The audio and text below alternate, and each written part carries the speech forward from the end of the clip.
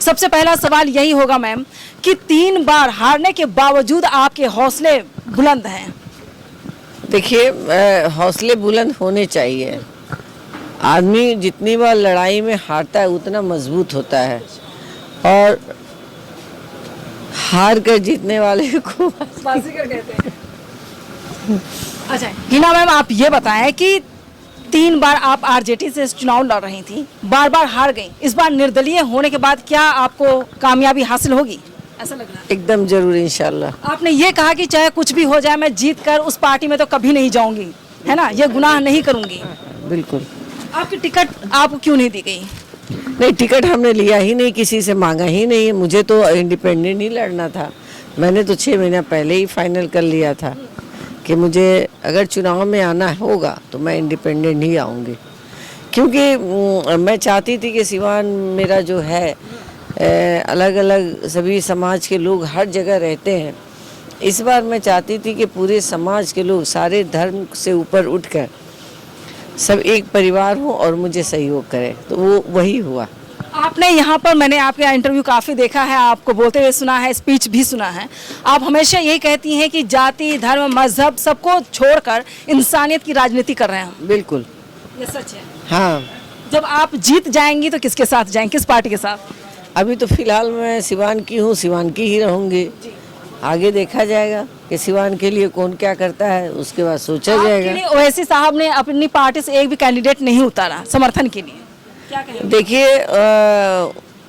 यहाँ पे उनका जो है ज़मीन नहीं है, तो वो कैसे उतारेंगे? हम लोग की ज़मीन थी, इसीलिए ना हम लोग फाइट में आ रहे हैं। और आप हमेशा ये भी कहती हैं कि एजुकेशन का हब बनाना था, सपना था शहाबुद्दीन साहब का, वो हब बनाने की तैयारी में आप जुटी हुई हैं। नहीं, वो तो ऑलरेडी उन्होंने बनाया है, मुझे संवारना है, मुझे आगे बढ़ाना है उसको। तो क्या लग रहा है आप सिवान के विकास में किस तरह योगदान देंगे? अब तक जो मैं सुन रही हूँ उसमें से कुछ नहीं हुआ है।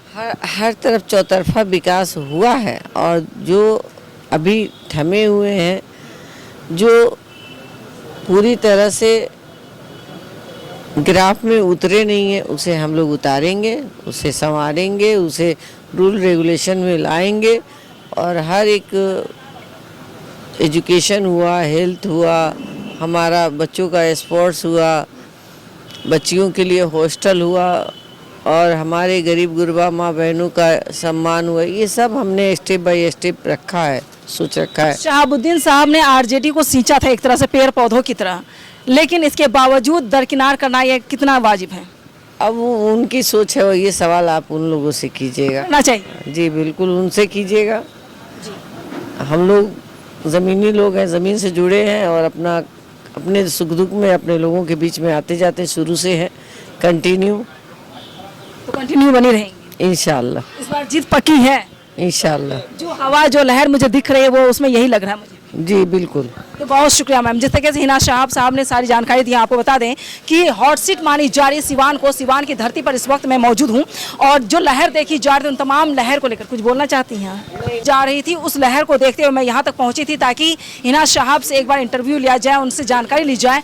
तो कहीं ना कहीं आरजेडी का जो है, अगर ज़मीनी हकीकत देखा जाए तो यहाँ पर उनका खिलाफ हो रहा है, चारों तरफ उनके खिलाफ में लोग मौजूद हैं, यूथ मौजूद है। उनका ये मानना है कि कहीं ना कहीं हिना साहब को टिकट नहीं देकर आरजेडी ने बहुत बड़ी गलती की है। आपको बता दें इससे पहले भी 4 ऐसे लोकसभा सीट हैं जहाँ से मुसलमानों के टिकट काट दिए गए हैं। एक राज्यसभा टिकट है जहाँ पर अशफाक करीम साहब की टिकट काट दी गई थी। तो एक तरह से लहर हिना साहब का अलग देखा जा सकता है, लेकिन अगर आरजेडी की बात की जाए तो आरजेडी कहीं ना कहीं कटघरे में ज़रूर नजर आ रही है।